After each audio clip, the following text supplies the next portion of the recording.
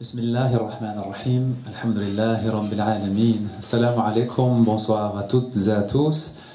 Je suis très heureux d'être ici dans cette maison soufie, dans ce bel endroit. Et à chaque fois que je viens ici, c'est toujours avec la même joie parce que c'est pas seulement un lieu de conférence, un lieu de transmission, disons, de savoir. C'est un lieu de vie spirituelle aussi. Il y a des réunions spirituelles régulières. Et il y a un rayonnement aussi vers l'extérieur, de manière à ce que ce soit les musulmans ou les non-musulmans, puissent mieux connaître, et voire même parfois découvrir la richesse du patrimoine spirituel de l'islam. Et ça, c'est vraiment tout à l'honneur des fondateurs de cette maison, dont est Abdelhafid, évidemment, mais aussi tous les hommes et les femmes autour de lui qui œuvrent bénévolement à faire vivre ce lieu.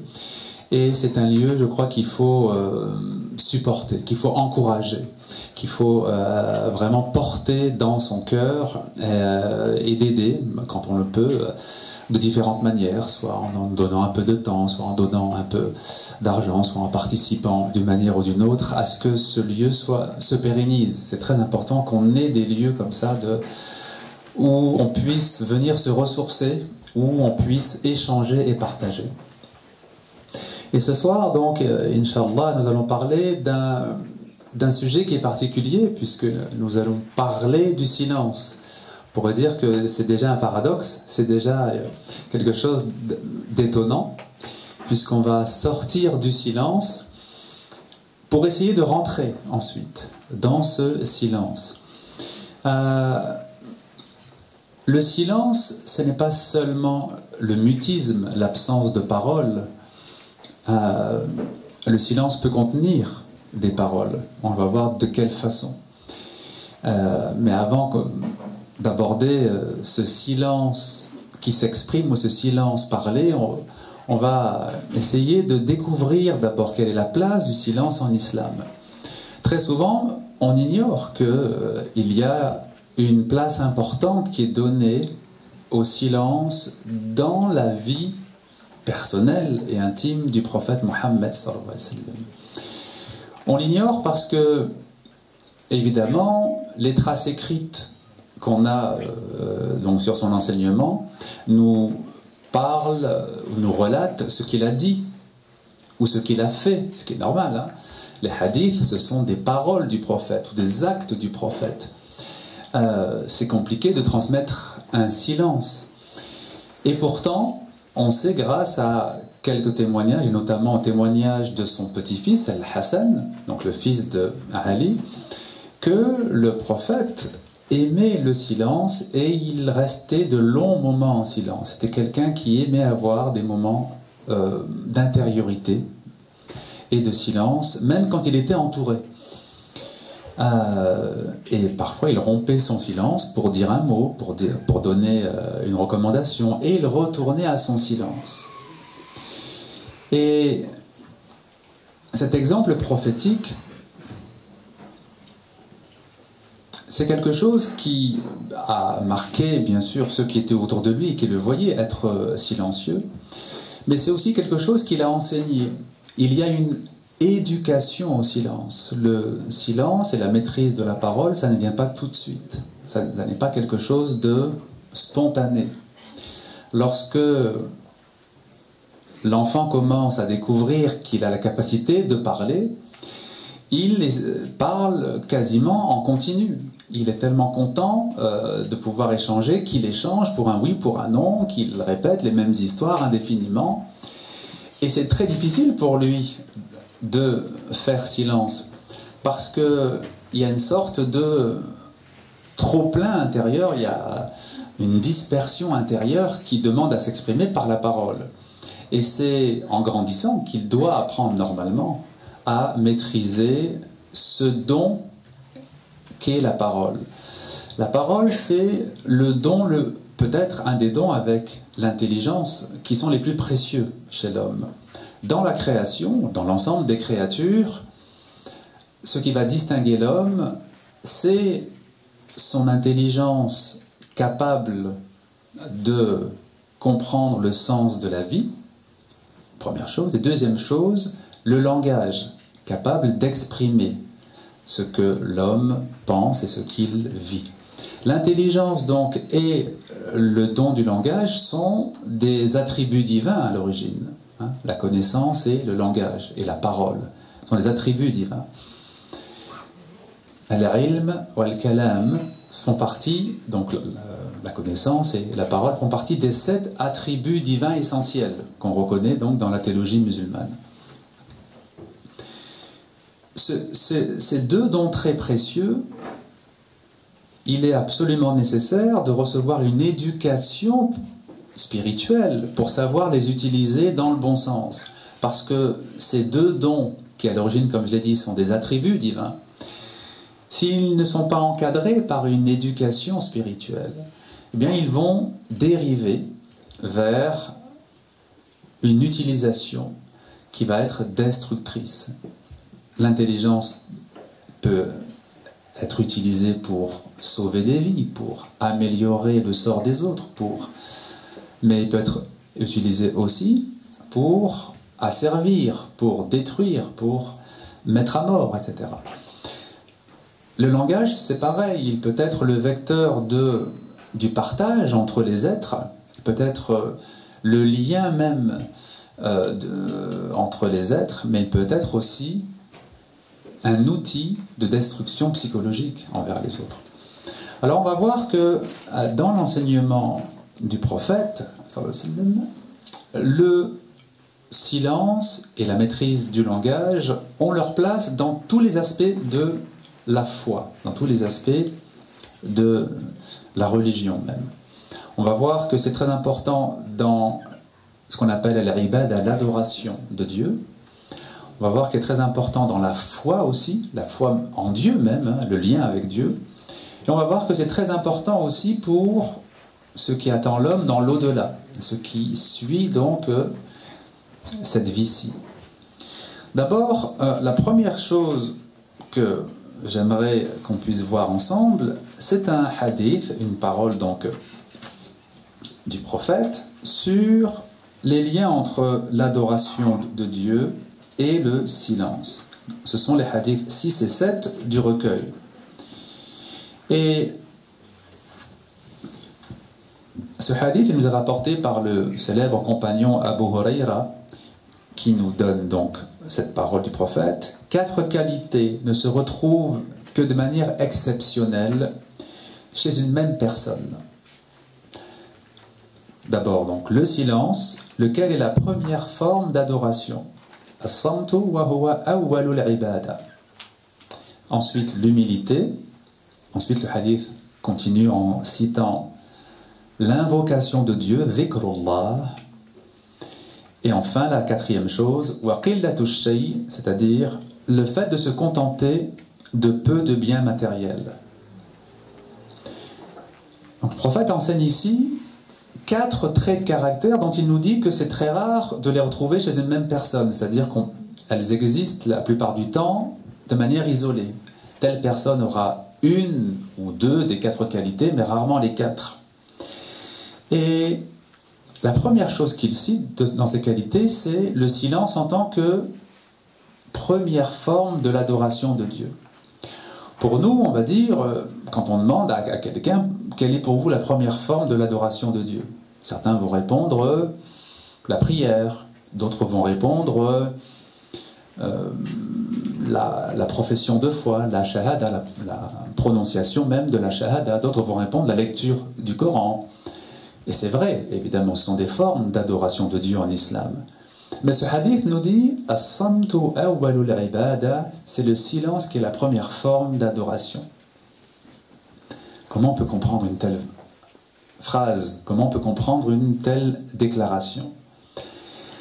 Le silence est la première forme d'adoration au sens où c'est une porte qui va vous permettre ensuite de découvrir, d'approfondir les autres formes d'adoration.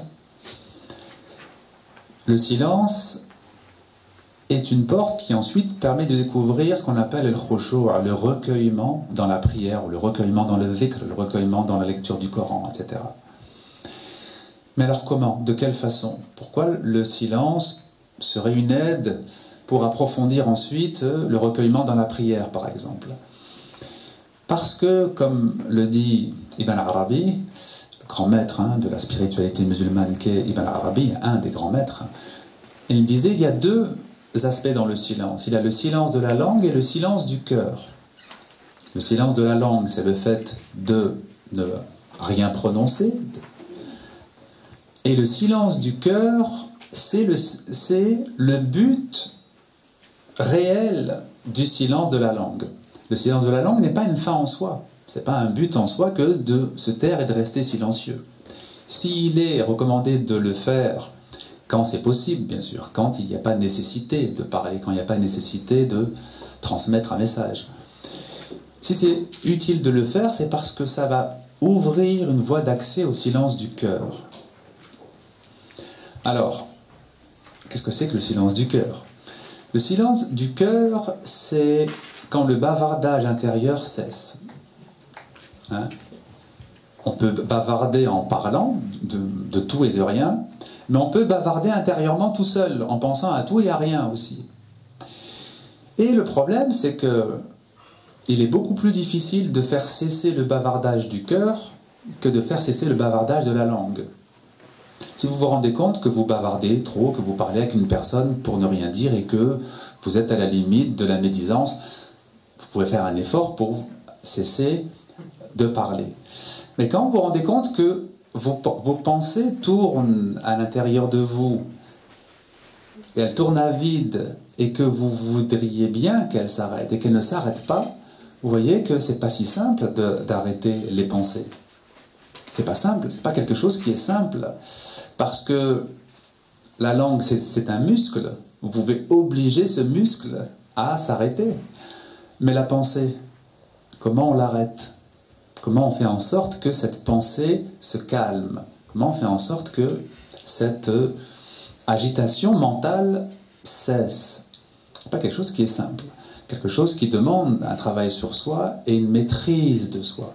Et le début de la maîtrise de soi, le début de la maîtrise donc du cœur, c'est la maîtrise de la langue. Si on n'est pas capable de maîtriser sa langue, on ne sera pas capable de maîtriser donc le discours intérieur, ce que Al-Ghazali appelle hadith al-nafs, le bavardage de l'ego, le discours qui est tout le temps en train de tourner en nous.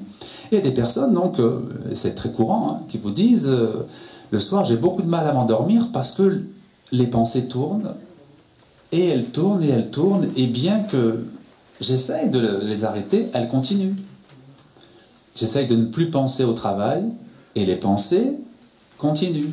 J'essaye de ne plus penser à la dispute que j'ai eue avec telle personne, et ça continue.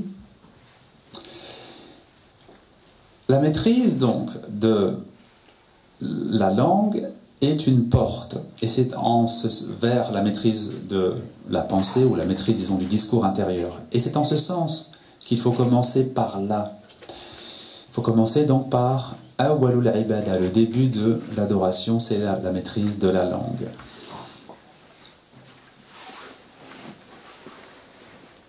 Très souvent, les gens qui parlent beaucoup vous diront « Moi je parle parce que ça diminue ma tension intérieure. Quand je sens que j'ai en moi une accumulation, disons, de choses, quand je sens que la tension intérieure augmente, je parle pour libérer cette tension. » Or, quand on parle de cette façon-là, quand on parle pas par choix, pas parce qu'on se rend compte que c'est juste de parler, que c'est une chose qui est utile de parler. Mais quand on parle sous la contrainte intérieure, sous l'agitation intérieure, c'est jamais quelque chose qui nous apaise. Ce n'est pas parce qu'on va parler pendant des heures que tout à coup, on va découvrir la paix du cœur. Si on parle sous la contrainte, c'est-à-dire la contrainte de notre agitation intérieure, la contrainte de notre tension intérieure, on ne fait qu'augmenter notre tension. Dans une conférence que j'ai donnée il y a quelques mois, pas très loin d'ici, à Stein, j'avais donc expliqué que dans une relation de couple, par exemple, Bien sûr que la parole est utile, que l'échange est utile, mais il faut échanger de belles choses. Un des enseignements clés du prophète dans ce domaine, c'est « Man kana yu'minu billahi wal yawmil akhir » que celui qui croit en Dieu et au jour dernier, « falyaqul khayran aw liyasmut » qu'il dise du bien ou qu'il se taise, qu'il garde le silence. Normalement, quand on chemine sur les pas du prophète, on n'a que deux choix. Dire du bien ou garder le silence. Mais il n'y a pas une troisième alternative. Il n'y en a pas d'autre. Et donc je disais que dans le couple, on échange de belles choses. Pourquoi rentrer du travail et décrire la journée catastrophique que l'on a vécue? Le conjoint, il n'y peut rien de toute façon. Si notre collègue est fatigant, et si notre collègue nous pique, et si notre collègue nous... Qu'est-ce que le conjoint y peut? Partageons de belles choses. Et alors, une personne, à la fin, prend la parole et dit « Oui, mais quand même, si on est en souffrance, on a envie de le partager avec la personne avec qui on partage sa vie. Et puis, ça permet de se soulager. » Et c'est là où je lui expliquais « Non, vous ne vous soulagez pas. Vous fatiguez l'autre parce que c'est agréable d'entendre quelqu'un qui se plaint et quelqu'un qui décrit la journée catastrophique qui vient de passer. Et vous-même, ça ne vous rend pas service. Ça vous rendrait tellement plus de service de parler d'autres choses, parler de choses que vous aimez, parler de choses qui sont belles. » Ça, c'est la première étape. La seconde étape, quand on parle de cette façon-là, en fait, on parle pour se soulager, on se soulage sur l'autre. Est-ce que c'est quelque chose qui est noble? Est-ce que c'est quelque chose qui va dans le sens de la noblesse? La parole doit être noble, c'est-à-dire elle doit être utile à l'autre. Je ne parle pas parce que j'ai envie de parler ou j'ai besoin de parler. Je parle parce que je sens que l'autre a besoin d'entendre ceci ou d'entendre cela. C'est un acte de générosité, ce n'est pas un acte égoïste où je me décharge de ce qui, moi, me fait souffrir, et puis l'autre, il n'a qu'à m'écouter, de toute façon, il est là pour éponger ma souffrance. Ah, ça n'est pas ça du tout. Et ça ne va pas du tout. C'est bon pour personne, cette façon d'utiliser ce don merveilleux qu'est le langage. Ça n'est bon pour personne. Autrement dit, quand on partage quelque chose avec son époux, son épouse, son frère, sa sœur, son ami, son père, sa mère, eh bien on partage de belles choses, des choses qui élèvent l'âme, des choses qui réconfortent le cœur, des choses qui sont des rappels, des rappels. Alors ce bon usage de la parole, comme je l'ai dit au tout début de mon intervention, demande une certaine éducation. Une éducation, qu'est-ce que ça veut dire? Ça ne veut pas simplement dire un ensemble de règles à suivre. Le prophète n'a pas fait que dire aux gens, voilà, il faut faire ça, et ça, et ça, et vous devez être comme ci et comme ça. Parce que ça n'était pas son rôle que simplement transmettre des exigences que les gens devraient atteindre. C'est pas comme ça qu'il a aidé son entourage. Il a accompagné spirituellement les gens autour de lui. Il les a aidés à réaliser ce vers quoi il voulait les amener. Et c'est très différent que de dire, voilà ce qu'est le bon croyant, il est comme ci, comme ci, comme ça, et on fait toute une liste des qualités du bon croyant. Et puis on dit aux gens, maintenant, allez, vous allez atteindre cet objectif. C'est pas ça du tout. Il transmettait d'abord par sa personne ce qu'il était, par son rayonnement, par sa baraka, par la bénédiction qui émanait de sa présence, par son parfum spirituel. Par son parfum spirituel, il parfumait les autres. Et puis, ça c'est une première forme de transmission, c'est la transmission par l'être, hein, pas simplement par des recommandations, mais par ce qu'il est. Et il y a une autre forme de transmission qu'on a beaucoup trop oubliée, c'est la transmission qu'on peut appeler initiatique, ou disons la transmission par mubaya. Et c'est une transmission qui est une sorte d'engagement, une sorte d'engagement qui fait que non seulement la personne qui est en face du prophète s'engage à accomplir tel ou tel acte, mais en même temps elle va recevoir une aide et une force aussi par cet engagement. Je vais vous lire donc un hadith qui montre ce que veut dire donc engagement spirituel.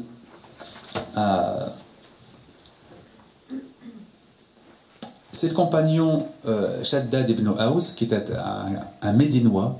C'est parti de ce qu'on appelle l'Ansar, c'est-à-dire les auxiliaires, ceux qui ont secondé et défendu donc le prophète à Médine.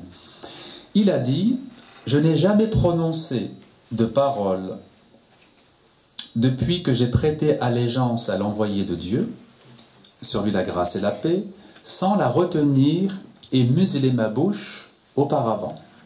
C'est-à-dire que le prophète lui a demandé de s'engager à un certain nombre de choses, et dans les choses pour lesquelles il s'est engagé à maîtriser sa langue, à ne dire que des choses qu'il aura d'abord pesées, évaluées et après dites. Et donc il témoigne que depuis donc, probablement des années au moment où il témoigne, il a toujours pesé chacune de ses paroles. Est-ce que c'est quelque chose que vous pouvez imaginer? Quelqu'un qui, avant même de parler, pèse le pour et le contre, pèse l'utilité ou la nocivité de ce qu'il va dire. C'est quelqu'un qui a une conscience extrêmement aiguë des conséquences de ses paroles.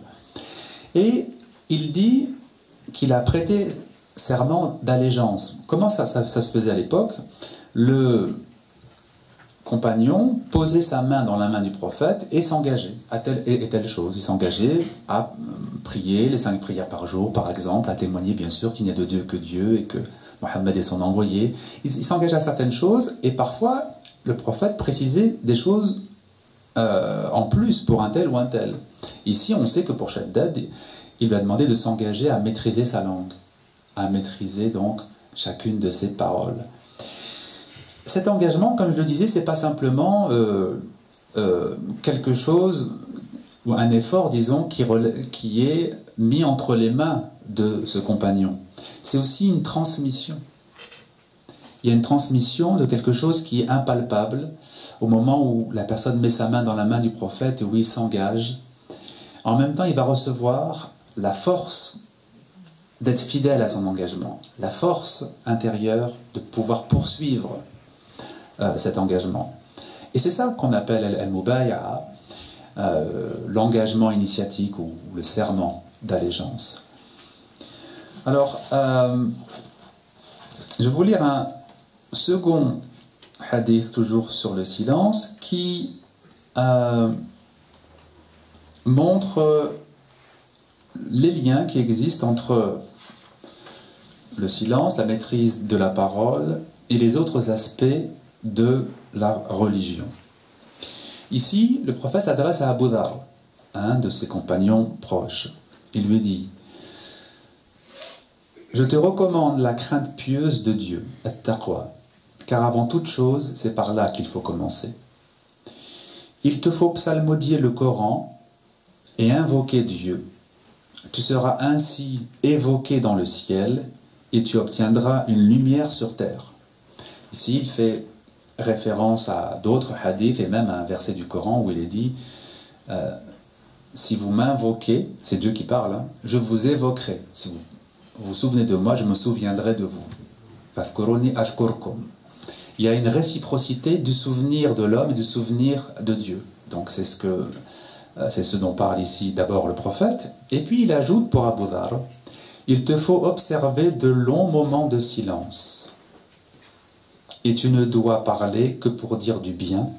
Cela éloignera de toi Satan et tu y trouveras une aide dans ta religion. Il ajoute donc à la lecture du Coran et au dhikr, à la mention de Dieu, au rappel de Dieu, il ajoute d'avoir de longs moments de silence. Et il lui dit: tu trouveras une aide contre le diable, contre les tentations du diable, contre les chemins que le diable essaye de se frayer en l'homme. Quand on réfléchit à la condition humaine, quand on regarde l'humanité, quand on regarde les hommes, qu'est-ce qui nous frappe? ce qui nous frappe, c'est la capacité qu'a l'homme à faire le bien, à s'élever, mais aussi sa capacité à chuter, dégénérer et à faire le mal et à aller jusqu'à l'ignominie, jusqu'à la barbarie la plus terrible. Ce qui est très étonnant donc chez l'homme, c'est qu'il a le potentiel de s'élever, mais qu'il a aussi ce potentiel de chuter et de devenir un monstre. Et donc, quand le prophète dit à Abu Dharr, tu dois observer de longs moments de silence, cela sera pour toi une protection contre le diable, cela veut dire, cela te protégera d'être le jouet des forces ténébreuses. Et des jouets des forces ténébreuses, malheureusement, il y en a beaucoup. Et malheureusement, l'actualité est là pour nous le rappeler, régulièrement. Devenir un monstre, c'est pas quelque chose qui est réservé à un tel ou à une telle qui serait mal né, qui serait né avec une tare très particulière qui fait que voilà, ben c'est tout, ce sont des monstres. Non. On devient progressivement, on peut devenir progressivement un monstre, on peut apprendre à devenir un monstre malheureusement. Ça veut dire qu'il y a tout un processus de dégradation de notre humanité, un processus de dégénérescence qui nous amène après jusqu'à la barbarie et jusqu'à l'indifférence complète. Mais avant d'arriver à ces monstruosités, il y a d'abord des étapes beaucoup plus subtiles. Tant que ça reste entre nous, tant qu'on rit entre nous, quel mal a-t-on fait? Et c'est ce que disaient des contemporains du prophète. Ya Rasulallah, est-ce que on peut être châtié dans l'au-delà simplement pour des choses que l'on a dites? C'est-à-dire pour eux, ça ne porte pas à conséquence. Si je vole quelqu'un, ben je lui ai pris son argent, il n'aura plus de quoi manger. Si je brûle la maison de quelqu'un, il n'a plus de toit pour se protéger. Mais si je fais une médisance... Bon. Et donc, il leur explique que le mal est très très grand. Que vous le voyez comme vous ne le voyez pas, le mal est très grand. Et vous vous habituez à ce mal, et c'est une étape vers d'autres possibilités du mal. Autrement dit, quand le prophète dit que maîtriser sa langue, c'est une protection contre Shaitan, contre le diable, ça veut dire que si vous n'allez pas jusqu'aux méchancetés de la langue, vous ne pourrez pas aller aux autres méchancetés par la suite. Vous serez donc préservé des autres types de méchanceté. Alors, dans les deux hadiths que j'ai cités, il y a des points communs. Il y a bien sûr le silence, mais d'autres points communs. Par exemple, le dhikr, l'invocation de Dieu. J'ai commencé tout à l'heure en disant que le plus difficile, ça n'est pas le bavardage de la langue. Le plus difficile, c'est le bavardage intérieur. Et comment on peut dépasser ce bavardage intérieur? Bien sûr, en faisant d'abord l'effort de maîtriser sa langue, ça c'est sûr, mais ce ne sera pas suffisant. Il faut aussi y ajouter le dhikr. Parce que ce bavardage intérieur, ces pensées qui se succèdent les unes aux autres et qu'on ne maîtrise pas, qui s'imposent à nous, ce bavardage intérieur, il ne peut cesser que si intérieurement nous sommes apaisés, que si on atteint une certaine sérénité. Ala bi dhikrillah tatma'innul qulub, nous dit Allah dans le Coran. C'est le verset 28 de la sourate 13. N'est-ce pas par l'invocation de Dieu, par le rappel de Dieu, que les cœurs s'apaisent? L'apaisement du cœur ne va être atteint que si on a effectivement une nourriture spirituelle suffisante. Qu'est-ce que c'est que cette agitation intérieure qui nous pousse toujours à penser, penser, cogiter, cogiter? C'est la famine spirituelle qui nous y pousse. C'est le dessèchement spirituel qui nous pousse à essayer de s'accrocher à telle idée, s'accrocher à tel espoir, s'accrocher à... Une fois que l'on a goûté à un état de sérénité, on se rend compte qu'il n'y a pas besoin de s'accrocher à telle idée, à telle pensée, il n'y a pas besoin de s'inquiéter et d'être dans les angoisses. Parce que l'inquiétude et les angoisses se calment ou s'éteignent par elles-mêmes dans l'invocation et par l'invocation, par la présence même qui est dans l'invocation. Hein, le dhikr, les différentes formes de dhikr, il y en a beaucoup en islam, sont des moyens de se mettre en présence avec le Créateur. Et c'est cette présence du Créateur qui apaise notre intérieur. De la même façon que vous sortez un poisson de l'eau, est-ce qu'il reste bien calme, est-ce qu'il reste bien serein? Non, il se débat dans tous les sens. Et il se débat jusqu'à mourir. Pourquoi est-ce que le poisson se débat dans tous les sens quand il est sorti de l'eau? C'est une tentative désespérée pour échapper à l'asphyxie. Tout simplement. Si vous voulez arrêter de voir le poisson se débattre dans tous les sens, il faut le replonger dans l'eau. Et tout à coup, vous voyez qu'au bout de 30 secondes, il retrouve son calme et puis prend sa route. C'est la même chose pour notre cœur. Notre cœur se débat quand il est assoiffé. Assoiffé. Et cette soif intérieure, quand elle est présente, génère, symboliquement bien sûr, hein, le même mouvement que le poisson qui est sorti de l'eau et qui se débat dans tous les sens. On ne peut pas demander à un cœur d'être dans la sérénité quand il est sorti de la présence de son Créateur. C'est tout simplement pas possible. Et donc, on commence à voir maintenant les liens qu'il y a entre le dhikr et le silence intérieur et cette sérénité intérieure. Et je vais vous lire un beau passage d'Ibn Arabi qui parle du silence, bien sûr, mais qui va nous distinguer les différentes formes de silence. Ibn Arabi, hein, vous savez, c'est ce grand maître spirituel qui est né en 1165 en Andalousie, est mort en 1240 à Damas, qui a écrit des milliers et des milliers de pages et qui a écrit donc un traité immense qui s'appelle Futuhat al-Makkiya, les illuminations de la Mecque. Il y a quelques chapitres qui sont traduits en français maintenant, mais qui a écrit aussi des tout petits traités très courts qui sont plus didactiques, disons plus pédagogiques. Et il y en a un qui s'appelle La parure des Abdal, qui est traduit en français, qui est très court et très très instructif. On peut dire que c'est une petite introduction à la vie spirituelle. Il nous dit il existe deux sortes de silence. Celui qui consiste à priver sa langue de toute parole qui ne soit pas prononcée pour Dieu ou adressée à Dieu.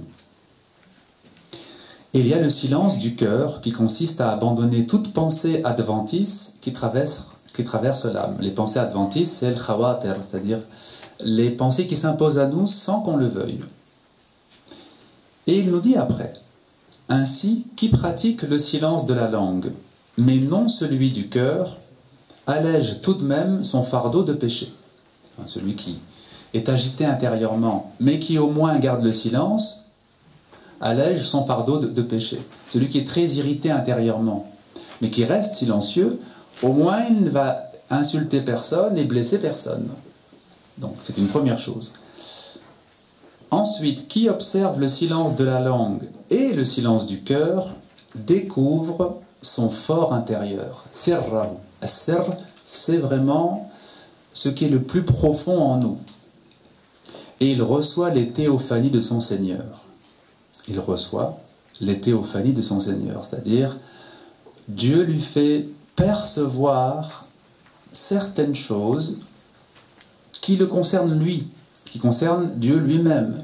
Il lui permet de comprendre Qu'est-ce que veut dire Ar-Rahman, le tout miséricordieux? Qu'est-ce que veut dire Ar-Rahim?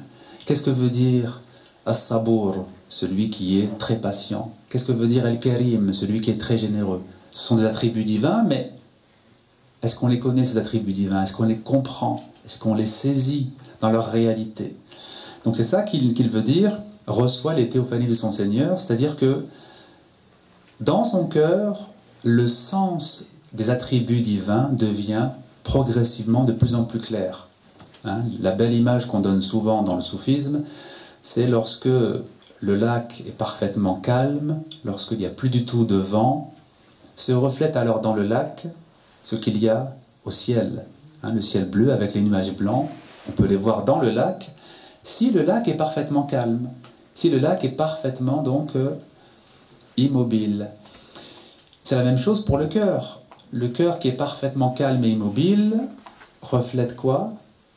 Les attributs divins. Oui. Et c'est pas fini. Ibn Arabi continue et il nous dit: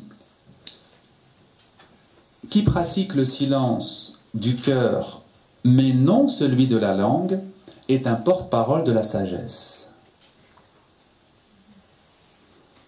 Qui pratique le silence du cœur, mais pas celui de la langue, c'est-à-dire il parle, c'est un porte-parole de la sagesse. C'est-à-dire que son cœur est parfaitement calme et serein, et il parle, il transmet, il enseigne. Alors cet homme, oui, cet homme, il a, ou cette femme, hein, évidemment, a quelque chose à transmettre. Parce que si dans son cœur, il perçoit la réalité des attributs divins, s'il en perçoit le sens profond et la signification, quand il va en parler, évidemment, ça va transmettre quelque chose de très différent. Et enfin, le quatrième cas, puisque pour l'instant, il a abordé celui qui observe le silence de la langue, mais pas celui du cœur, celui qui observe le silence de la langue et du cœur, celui qui observe le silence du cœur, mais pas celui de la langue, qui est un porte-parole de la sagesse. Alors qu'est-ce qu'il reste? Ben, celui qui n'observe ni le silence de la langue, ni celui du cœur. Et qu'est-ce qu'il nous dit? Celui-là est un jouet entre les mains de Satan. C'est-à-dire que lui, le pauvre, il est capable à tout moment de dériver et de faire le mal. Parce qu'il n'a la maîtrise ni de son intérieur, ni même de sa parole. Donc vous retrouverez ce passage dans La parure des Abdal, qui est un petit livre vraiment très dense et une introduction vraiment très belle à la voie spirituelle. À travers ce que je viens de dire,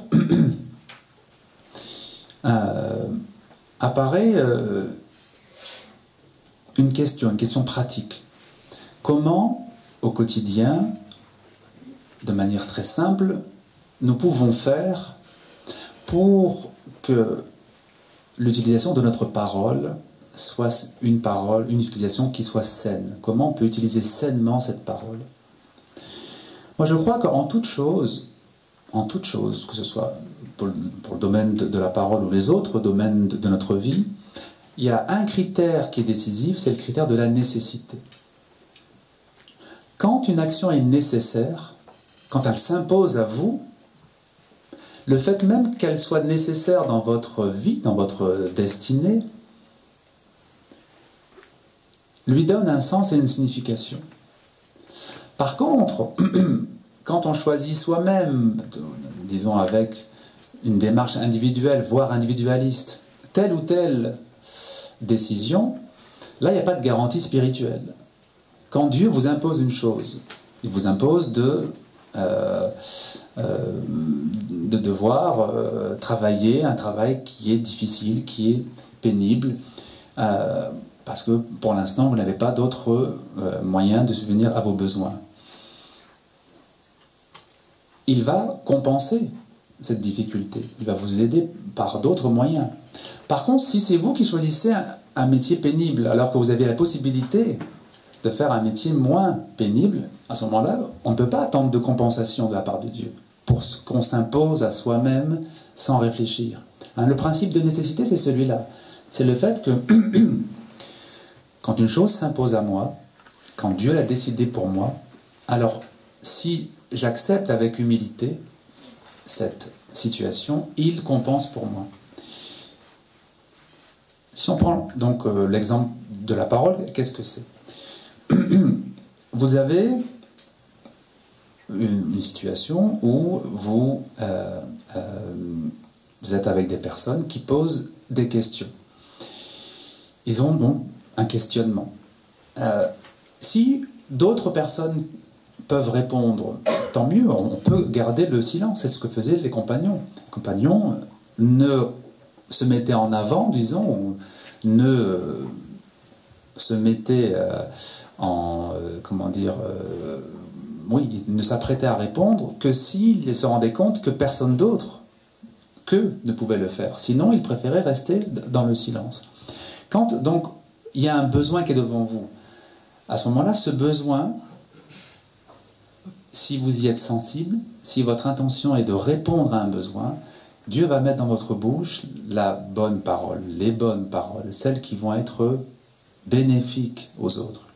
Et même si vous avez l'impression de ne pas être quelqu'un de très éloquent ou de ne pas avoir les mots qui viennent facilement, ils viendront facilement.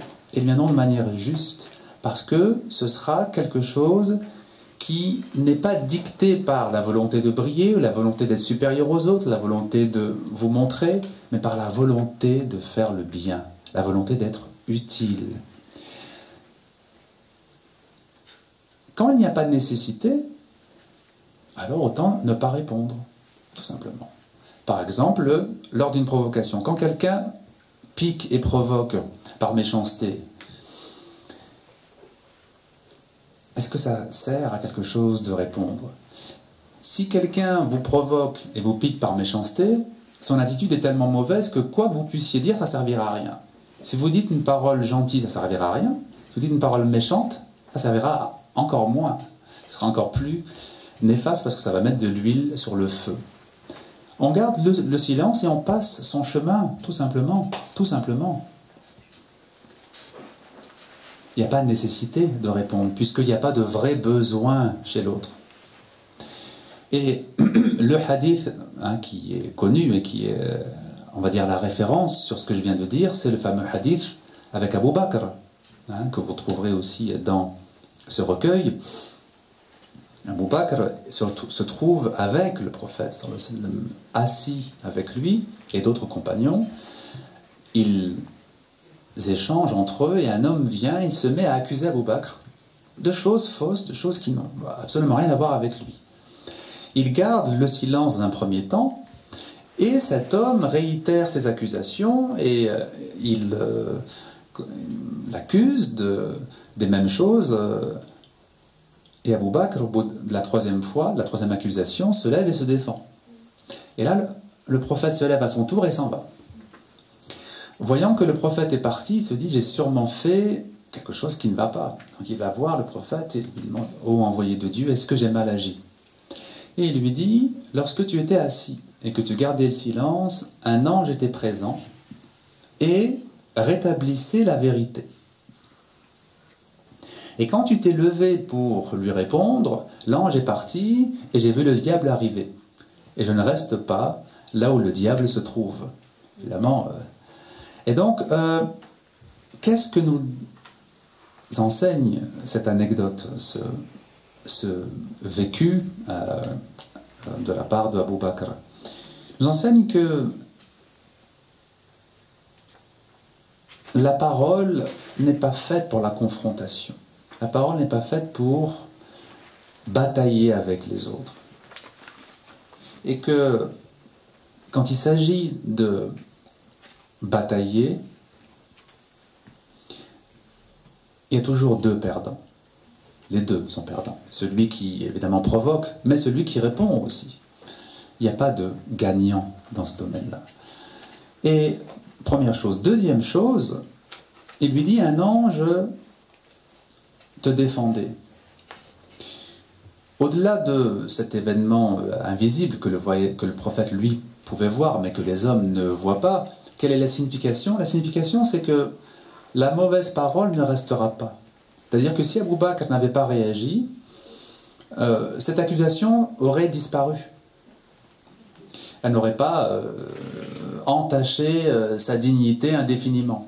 Très souvent, on réagit parce qu'on se dit cela. On se dit, oui, mais il faut que je rétablisse la vérité, parce que, bon, cette rumeur, elle circule sur moi.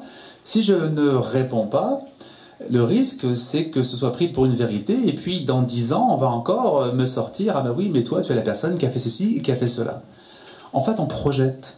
On projette des scénarios, et c'est, on devrait même dire des scénarii, hein, et on projette cela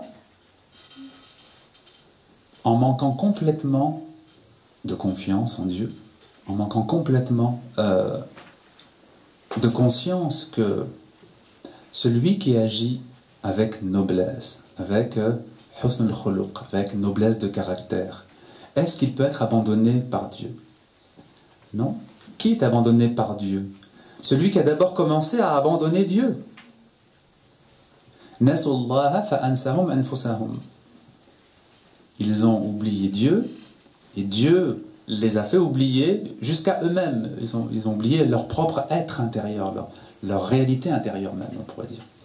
Toujours est-il que donc, ce que veut enseigner le prophète ici à Abou Bakr, c'est cette conscience que ça n'est pas en répondant au mal par le mal qu'on va l'éteindre, qu'on va rétablir la vérité et qu'on va enfin prouver à tout le monde que je suis innocent et que ça n'est pas comme ça. En tout cas, pas sous cette forme-là.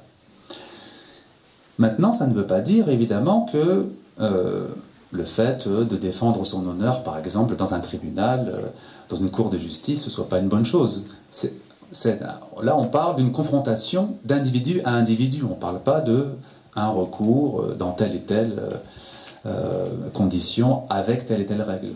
On parle vraiment de la confrontation d'individu à individu lorsque l'ego s'en mêle, lorsque ça devient une bataille d'ego, disons. Alors,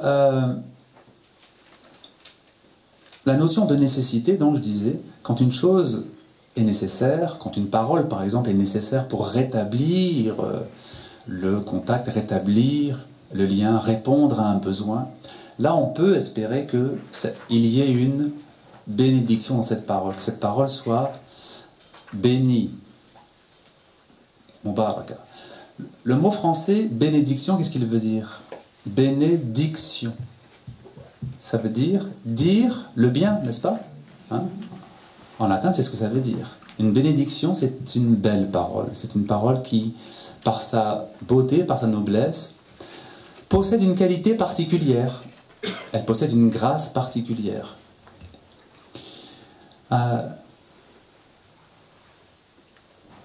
C'est tout à fait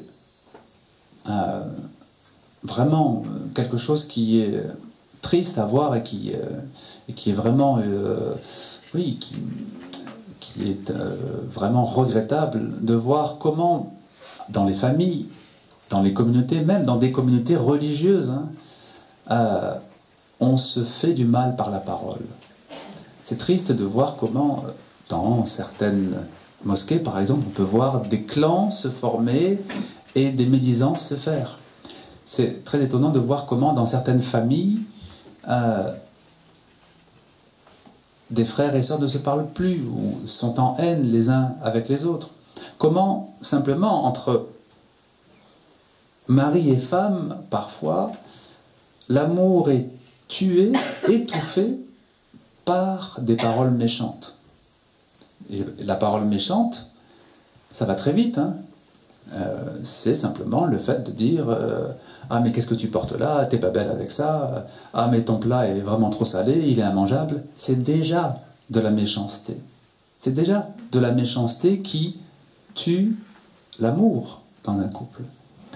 On voit comment des paroles extrêmement banales, entre guillemets, disons, elles sont vécues comme étant banales, sont en fait du poison, mais du poison quotidien qui empoisonne les cœurs, qui empoisonne les esprits et qui tire tout le monde vers le bas. Le couple, par exemple, c'est normalement un domaine privilégié de l'élévation. C'est un domaine où les deux conjoints s'élèvent l'un l'autre, se portent l'un l'autre. Et quand il y en a un qui est plus faible, l'autre lui prête son épaule. Mais dans beaucoup de cas, c'est pas ça qui se passe. C'est-à-dire que l'un fatigue l'autre, l'un affaiblit l'autre, à tel point que parfois ils ont besoin de se retrouver seuls pour reprendre un peu d'oxygène, parce que l'autre le fatigue. Moi je connais des hommes, évidemment il y a aussi des femmes qui sont dans des situations similaires, mais je connais des hommes qui, avant de rentrer chez eux, avant d'ouvrir la porte, respirent un grand coup. C'est vrai, hein? Ferment les yeux pendant 30 secondes pour prendre un peu de force parce qu'ils savent que ça va être difficile.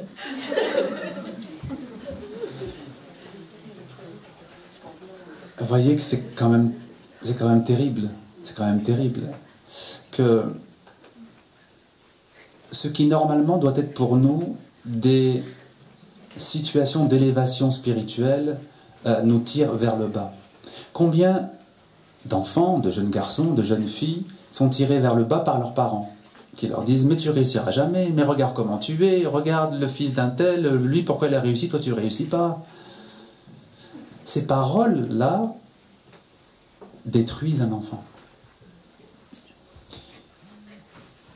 Alors bien sûr, c'est pas le but premier de ce père ou de cette mère, parce que dans leur intention, qu'est-ce que c'est? C'est de dire « oui, mais moi je veux le secouer ». Je veux le secouer pour qu'il donne plus, qu'il fasse plus d'efforts, pour qu'il travaille plus. Oui, mais avec sagesse. Avec sagesse. Et le début de la sagesse, qu'est-ce que c'est? Le début de la sagesse, c'est... Oui, mais bien sûr. Le début de la sagesse, c'est se dire, bon, mon enfant ne travaille pas beaucoup à l'école. Certes, c'est regrettable. Mais d'abord, j'accepte. Je le prends pour ce qu'il est. Ça ne veut pas dire que je vais le laisser indéfiniment. Mais la première étape avant d'espérer un changement, c'est l'acceptation, c'est pas le contraire. Beaucoup de gens vont dire oui, mais bon, si on accepte, ça veut dire qu'on le laisse, finalement, on le laisse tel qu'il est. Non, c'est pas ça. On accepte ce qu'il est parce que, comme le dit Ibn Ata'Allah Sakandari, Ibn Ata'Allah, c'est l'auteur des hikam, des sagesses. Ce merveilleux recueil de 270 à peu près sagesse. Il dit le comble de l'ignorance, c'est celui, le comble de l'ignorance est atteint par celui qui veut que Dieu manifeste autre chose que ce qu'il manifeste à l'instant même. Le comble de l'ignorance, c'est celui qui voudrait que Dieu manifeste autre chose que ce qu'il manifeste à l'instant même. Celui qui n'est pas en accord avec ce qui est ici et maintenant. Ça ne veut pas dire que c'est définitif, ça ne veut pas dire que c'est éternel. On est toujours en train de projeter nos peurs et nos craintes. Mais pour l'instant, il n'aime pas l'école. J'ai un enfant qui n'aime pas l'école. Si je rêvais d'avoir un enfant avocat ou médecin, il faut que je mette ce rêve de côté. Pour l'instant, il est en souffrance à l'école. Il faut en tirer les conséquences, n'est-ce pas? Et si on en tire les conséquences, si on accepte, eh bien c'est là où notre parole va gagner en qualité. C'est là où tout à coup, on va être capable de trouver les mots justes, parce qu'ils ne viennent pas de l'ego. À ce moment-là, ils ne viennent pas de cette partie de nous qui est toujours dans la révolte, toujours dans la méchanceté finalement. Même avec ceux que l'on aime, hein. L'ego est quand même dans la méchanceté. On trouvera les mots justes si on commence d'abord par se taire et accepter. Mon enfant rentre avec un bulletin qui est mauvais. Bon, voilà. C'est le réel tel qu'il est maintenant, pour l'instant, mais il peut changer. Il change pour qui? Il change pour ceux qui acceptent. Ceux qui acceptent une situation sont capables de la faire changer. Ceux qui veulent faire changer la situation sans l'accepter ne font rien changer.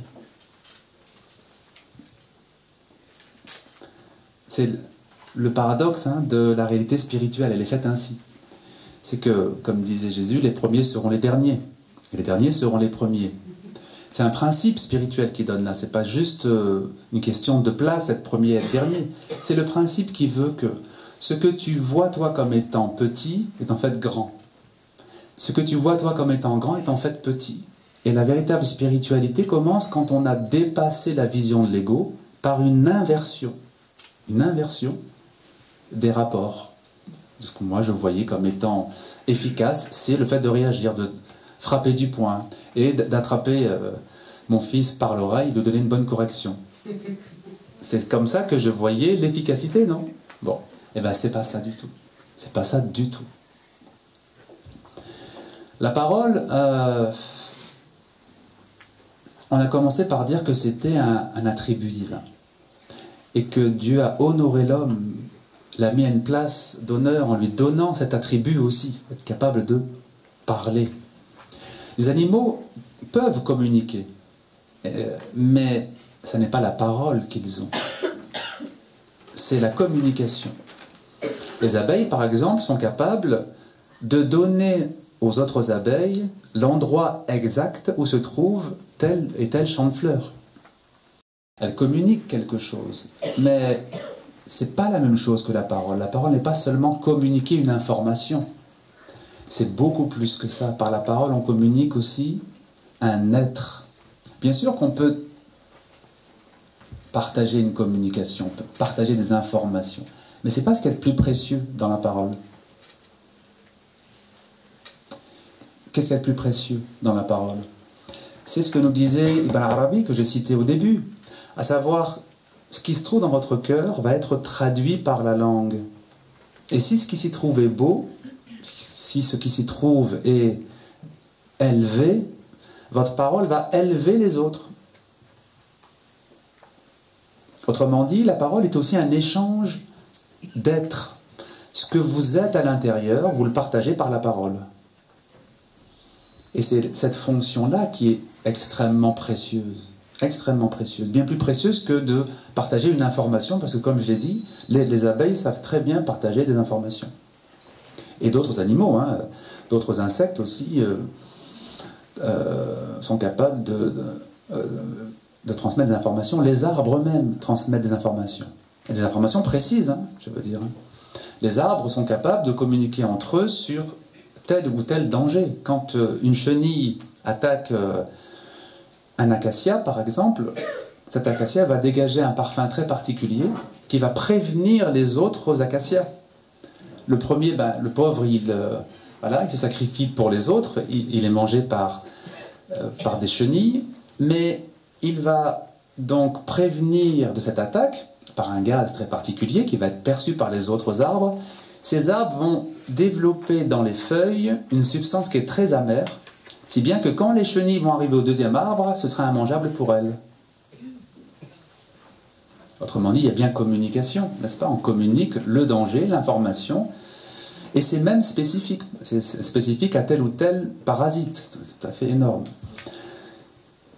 Mais la parole humaine, alors là on est dans un autre domaine, parce qu'on est dans un échange d'être. On va communiquer ce que nous portons à l'intérieur dans notre cœur. Voilà, donc ça fait déjà 1 heure, donc je vais conclure.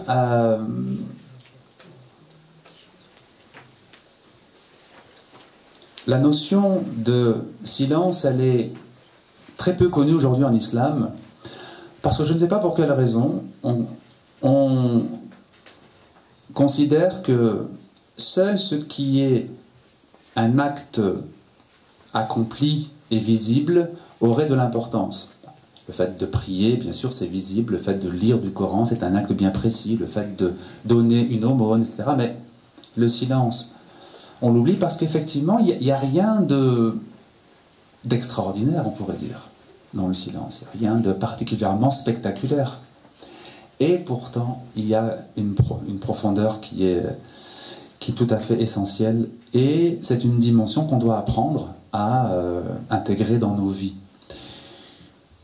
Et à intégrer avec nos proches aussi. C'est-à-dire qu'il faut aussi que nos proches comprennent que si, par exemple, je suis sur la route, j'ai 2 heures de voiture à faire, c'est pas nécessaire de parler pendant les 2 heures. On peut très bien avoir aussi des moments de silence qui ne soient pas un rejet de l'autre, hein, ça n'a rien à voir avec un rejet de l'autre, mais c'est aussi une façon de partager, que de rester ensemble dans le silence. Donc ça aussi c'est quelque chose qu'il faut transmettre aux autres, c'est-à-dire que c'est pas contre vous, c'est pas que je vous boude, c'est qu'au contraire je veux partager autre chose.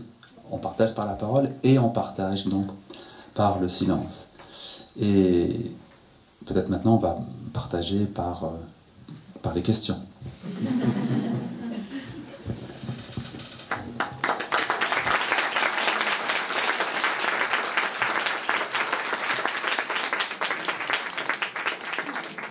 Merci beaucoup Sidi Tayeb. Et c'est vrai que le silence ressemble un petit peu au jeûne également, qui est un acte qui n'est pas du tout extérieur et qui est totalement intérieur. Donc on peut dire que l'un fait écho à l'autre. Et allons à la place aux questions.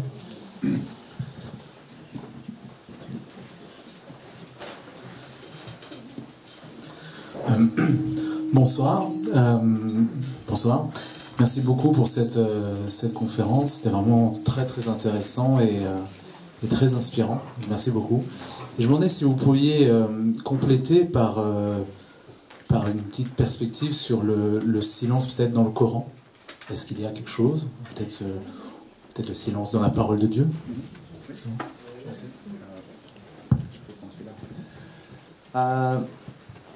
Dans le Coran, il est fait mention, tout à fait, du silence comme étant une pratique spirituelle qui a été recommandée donc à Mariam, donc à Marie, mais aussi au prophète Yahya, à Jean-Baptiste.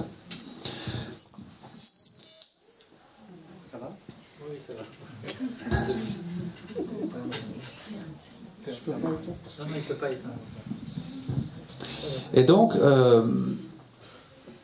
c'est une pratique qui est liée, comme vient de le dire Abdel Hakim, au jeûne en fait. Il y avait des jeûnes, c'est-à-dire évidemment de nourriture et de boisson, mais qui étaient aussi accompagnés d'un jeûne de la parole.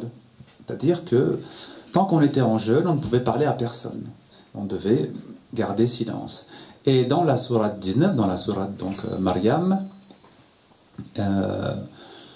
on voit donc Marie recevoir un conseil, une inspiration, disons, divine, qui est donc de jeûner et de rester silencieuse et de ne pas répondre aux accusations qui vont être lancées sur elle.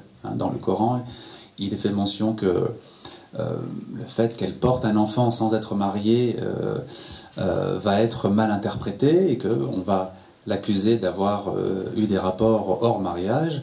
Et ce qui lui est donc demandé, c'est de ne pas répondre, de ne pas se défendre, mais simplement de faire comprendre aux gens qu'elle jeûne, et donc elle va rester dans le silence. Le fait que ce soit donc des figures comme Jean-Baptiste, comme Marie, qui incarnent le silence, ou disons qui manifeste l'exemple du silence, c'est quelque chose qui a fait réfléchir beaucoup les commentateurs du Coran. Les exégètes sont posés la question de savoir pourquoi est-ce que c'est particulièrement mentionné donc avec eux, ou pour eux, disons. Et ils reconnaissent qu'ils n'ont pas de réponse à apporter. Ils reconnaissent qu'il n'y a pas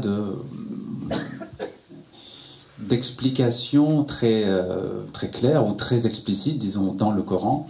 Simplement, ce qu'on sait, c'est que le rôle de Marie n'était pas un rôle de rayonnement extérieur comme le rôle des prophètes. Son rôle n'était pas d'aller vers le peuple pour enseigner, pour dire voilà ce que vous devez faire, voilà ce que vous ne devez pas faire. Son rôle était d'être dans le recueillement, dans le temple de Jérusalem. Et son rôle, je veux dire, avant de mettre au monde Jésus. Depuis son enfance jusqu'à ce moment-là, donc elle avait cette particularité d'être une femme admise auprès du temple, pas à l'intérieur exactement parce que ce n'était pas permis par la loi juive, mais il y a un aménagement qui a été fait. Elle avait un petit appartement qui jouxtait le temple et son rôle était purement intérieur, purement spirituel, un rôle de prière, un rôle de bénédiction par la prière. Sa présence et ses prières et ses invocations étaient une bénédiction pour tout le peuple d'Israël. Donc c'est un rôle purement intérieur. Elle a un rôle très important, c'est sûr, mais sans aucune fonction extérieure, sans aucune mission extérieure comme les missions des prophètes, par exemple. Autrement dit, donc, le silence est effectivement quelque chose qui est en affinité avec ce rôle-là, avec son rôle spirituel et intérieur.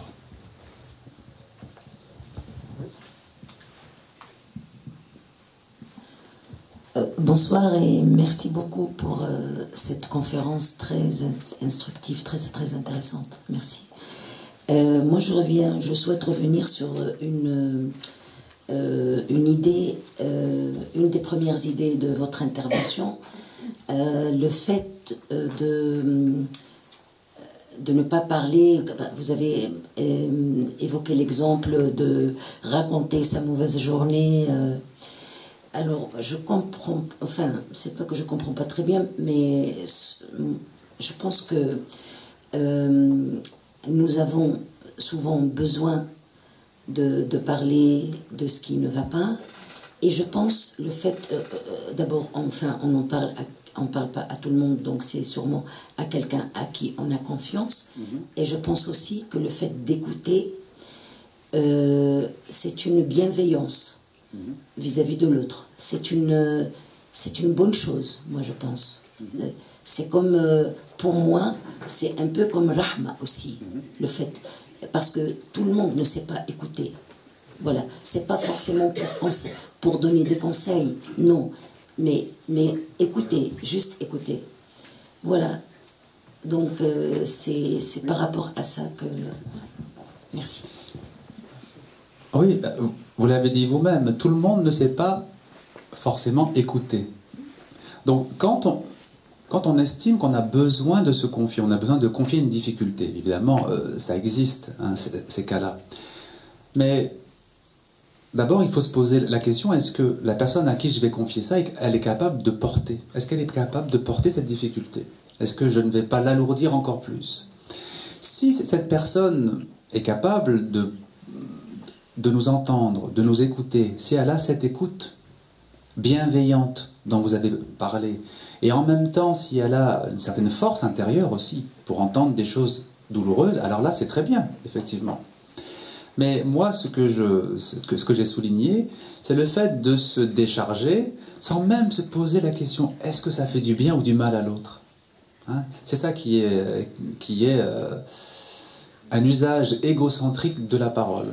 J'ai besoin, moi, de parler, ou en tout cas je crois avoir besoin, parce qu'à mon avis, on n'a pas forcément besoin de s'étaler sur ce qui ne va pas. On irait tellement mieux si on parlait de ce qui va bien. On a besoin de parler de ce qui est beau, on a besoin de parler de ce qui va bien, on a besoin de rendre réel ce qui est beau, de le rendre réel entre nous. Il y a ce principe en islam qu'on ne parle pas des mauvais rêves. Et à l'inverse, le prophète disait, quand vous faites un beau rêve, parlez-en à ceux que vous aimez. On retrouve toujours dans l'éducation donc prophétique ce même souci.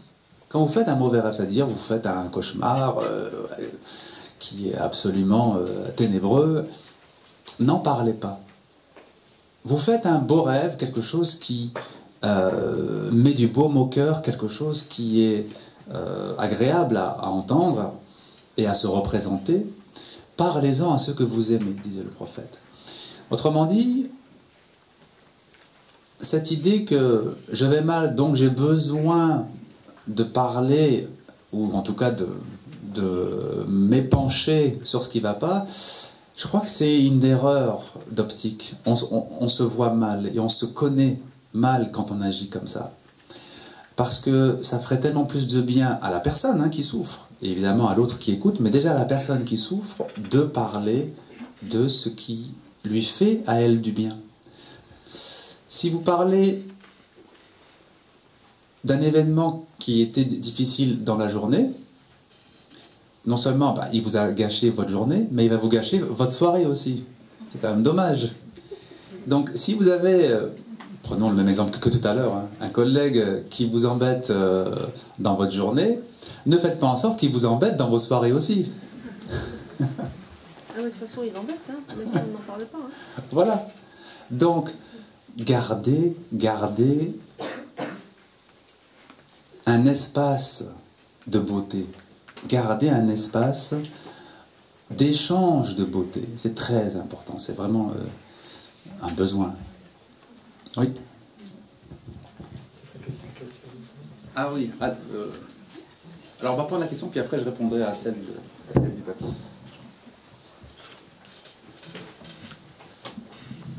Salam Sidi. Salam. En fait, il y a deux choses qui me semblent pertinentes. Sur la partie du silence plutôt que de la parole juste, parce qu'on a l'impression qu'on a deux conférences en une, mais c'est très instructif. En fait, je voulais souligner que on passe de la communication à la communion par le silence, et que c'est justement quand on est en communion avec quelqu'un, que ce soit dans l'intimité, c'est qu'on n'a plus besoin de parler. Et pour être avec le divin, il faut faire le vide, et pour le laisser entrer, et permettre justement à cette communion d'être établie. Et ce qui était intéressant et en même temps paradoxal sur l'écoute, c'est qu'il me semble que pour écouter ce qui est en dehors de nous et lui permettre de rentrer à l'intérieur de nous, justement, il faut faire silence. Là est la vraie écoute. Et l'autre chose, c'était pour rebondir sur Marie et Jean-Baptiste. En fait, Jésus est le Verbe. Enfin, il est dit que Jésus est le Verbe. Et du coup, il me semble, enfin une hypothèse me vient, que d'une certaine manière, Marie est pleine, dans tous les sens du terme, et du coup, de cette parole. Donc, elle est silencieuse. Et Jean-Baptiste est celui qui baptise, et celui qui immerge dans l'eau. Donc voilà, c'est des choses qui me semblaient... voir votre... voilà, si ça vous semble pertinent ou non. Oui, vous avez raison, déjà, de dire que il y a un peu deux conférences en une, au sens où il y a le silence et la parole juste. Mais la parole juste ne peut être atteinte que si on sait faire silence. Et donc on ne peut pas parler de la parole juste sans parler du silence, ou sans, en tout cas, montrer comment le silence nous aide à atteindre cette parole juste. Parce que si on parle de parole juste, si on insiste sur la parole juste, sans montrer le chemin par le silence, à ce moment-là, qu'est-ce qu'on va faire? Ce sera plutôt une liste de choses qui sont à dire, d'autres qui ne sont pas à dire, d'autres qui sont belles, d'autres qui ne sont pas belles. Je crois que la parole juste, il n'y a pas de liste en fait qui pourrait nous aider à atteindre cette parole juste. Il n'y a que le silence. Maintenant, pour l'image, disons, de Marie qui reçoit le Verbe et qui, le Coran dit, kalima, c'est une parole venant de Dieu. Un esprit et une parole venant de Dieu, dit le Coran. Donc, Verbe, effectivement, c'est le terme qui est consacré en français. Oui, c'est très juste, et il y a des maîtres soufis comme Rumi qui ont fait ce lien. Je ne sais pas si c'est à lui que vous pensiez ou si ça vous est venu. La sagesse des prophètes, Oui. qui était Ibn Arabi, Ibn Arabi, oui. voilà, Oui, avec oui. la leçon, C'est ça, tout à fait. Oui, oui, lui aussi en parle. Mais donc en fait, il souligne que la parole qu'est Jésus dépasse tout ce que la parole humaine pourrait donc apporter, et effectivement, donc, ça fait tout son sens spirituel qu'elle lui soit recommandée d'être dans le silence. Après, ce que disent les maîtres spirituels sur Marie, c'est aussi que c'est un personnage historique, certes, c'est une femme qui a vécu il y a 2000 ans, mais c'est pas simplement comme ça qu'il faut lire le récit coranique, que ce soit celui de Marie ou n'importe quel autre récit coranique. Il faut aussi essayer d'en saisir le sens universel, disons, hein, qu'il peut y avoir. Donc certes, c'est une femme qui a vécu en Palestine il y a 2000 ans, etc. Et en même temps, nous disent les maîtres spirituels, elle est le symbole de l'âme consacrée à Dieu. Elle est l'exemple même de la consécration à Dieu. Autrement dit, la sourate 19, hein, la sourate Mariam, ne parle pas simplement d'une femme qui a vécu il y a 2000 ans, elle parle de ce qui peut se passer en toute âme qui chemine vers Dieu et qui a besoin de recevoir la parole divine. Rumi a cette belle phrase, ce beau vers, hein, dans son Methnawi, il dit toutes les âmes sont comme des maris prêtes à enfanter le Jésus de leur être, mais pour cela il faut qu'ils reçoivent l'esprit venant de Dieu. Or seule l'âme qui chemine vers Dieu peut le recevoir. Donc il y a dans l'exemple, disons, de Marie, quelque chose qui est tout à fait universel et qui concerne le cheminement même de l'âme. Oui. Ah oui, alors peut-être la question papier, la question c'est donc le bavardage dans les réseaux sociaux. Il n'y a pas de point d'interrogation, ce n'est pas une question, c'est une affirmation. Il y a des bavardages dans les réseaux sociaux. Oui, je crois que, bien sûr, mais ça amplifie, disons, la possibilité de bavarder. Mais les réseaux sociaux n'ont pas créé le problème. Hein. Les réseaux sociaux n'ont pas changé l'humanité. Ils amplifient quelque chose qui existe déjà. Ils amplifient une tendance qui consiste à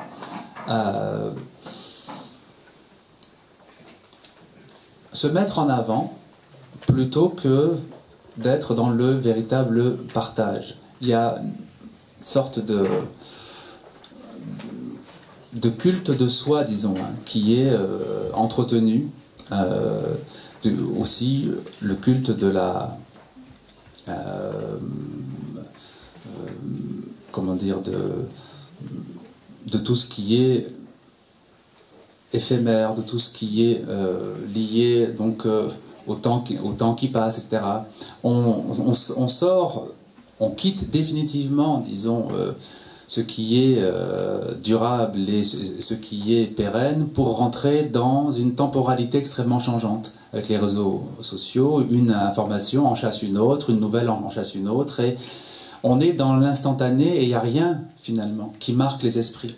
Quand vous êtes sur des réseaux sociaux, enfin moi je n'y suis pas, mais je vois beaucoup de jeunes qui y sont, finalement quand je leur demande qu'est-ce que vous y voyez, qu'est-ce que vous avez retenu, en fait ils retiennent quasiment rien parce que les informations défilent, les nouvelles défilent et il n'y a rien qui marque. Ça c'est...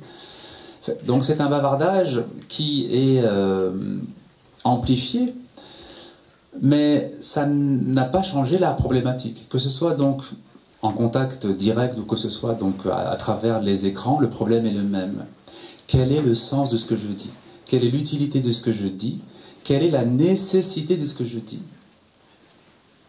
Quand une chose n'est pas nécessaire, pourquoi la faire? Quand une chose ne s'impose pas à nous, pourquoi le faire? C'est ça qui est tout à fait étrange, c'est qu'aujourd'hui on a perdu complètement le sens de la nécessité. Et c'est vrai pour plein de choses, hein. Quand un objet ou quand un bien matériel n'est pas une nécessité, pourquoi l'acheter? Pourquoi acheter une chemise quand on en a déjà 25? Pourquoi acheter une paire de chaussures quand on en a déjà 20? Simplement parce qu'on peut, simplement parce qu'on a les moyens. C'est quelque chose qui est étrange. La notion de nécessité est une des bases de tout cheminement spirituel, est une des bases de tout développement spirituel. Il n'y a pas de développement spirituel dans la frivolité. Il n'y a de développement spirituel que dans le nécessaire, dans la nécessité, dans ce qui s'impose à nous.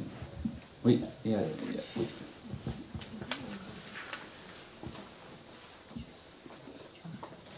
Salam alaikum, merci pour cette conférence, merci à tous. J'ai une question, vous avez parlé tout à l'heure de l'échange en fait, par exemple dans la colère ou pour une personne qui sort du travail et qui a des choses à dire. Et j'aimerais rajouter, si je peux me permettre, que en fait le silence, à mon sens, il ne peut être pratiqué que si on sait... Tout le monde ne peut pas pratiquer le silence, c'est-à-dire qu'il est dangereux pour une personne, je pense, de pratiquer le silence si elle a besoin, par exemple, d'extérioriser. Parce que c'est notre fonction première et notre nature première, c'est d'extérioriser pour oublier les choses. Et c'est tout le concept, je pense, des thérapies, pour des choses beaucoup plus douloureuses. Donc, je pense que pour pratiquer le silence, il faut partir du postulat de base qu'il faut avoir la paix intérieure. Et donc, pour chercher le silence, il faut faire un recueillement. Et ensuite, le pratiquer, et pas le pratiquer à nu. Oui, alors, non, je ne suis pas d'accord avec vous quand vous dites que si on pratique le silence sans avoir cette paix intérieure, on risque d'être en plus grande difficulté. Non, je crois qu'en fait, c'est forcément progressif. Il y a silence et silence. On n'est pas dans le jeûne de silence de Marie ou de Jésus, ou de Jean-Baptiste plutôt. On est simplement dans le fait de parler quand c'est utile et nécessaire, se taire quand ce qu'on va dire risque d'être nuisible. Simplement ça, comme première base. Se poser simplement cette question, est-ce que ce que je vais dire est utile et nécessaire? Est-ce que ce que je vais dire va apporter un mieux ou un pire? Simplement se poser la question du mieux ou du pire, simplement. Après, moi je parle de façon générale. Après, évidemment, ceux qui sont dans des cas, dans des pathologies ou dans des difficultés psychologiques très grandes, ça c'est autre chose, bien sûr. Hein. Là, on n'est plus dans le même cheminement. Mais si on n'a pas, disons, de difficultés psychologiques ou pathologiques trop graves, on peut tous commencer à apprendre à moins parler et à mieux parler. Tout le monde peut commencer à son rythme, évidemment. Hein. Et le fait de dire que c'est le recueillement qui amènera après au silence, non, je crois que c'est plutôt quelque chose qui doit se faire en parallèle. Si on parle pour un oui ou pour un non, et qu'on espère que la prière va m'aider ensuite à... Non, il faut faire les deux, je crois. Bien sûr, il faut des actes d'adoration, il faut des moments de recueillement, ça c'est certain.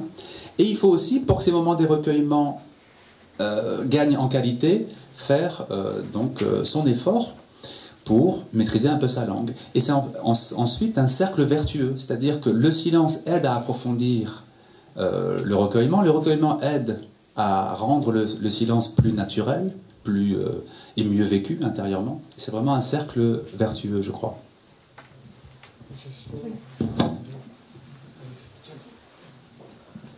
Salam alaikum. En fait, au début de la conférence, en fait, j'ai eu quelque chose en fait dans ma tête. J'avais pensé en fait à Arnaud Desjardins. C'est un hindouiste qui a parlé en fait dans ses conférences du silence.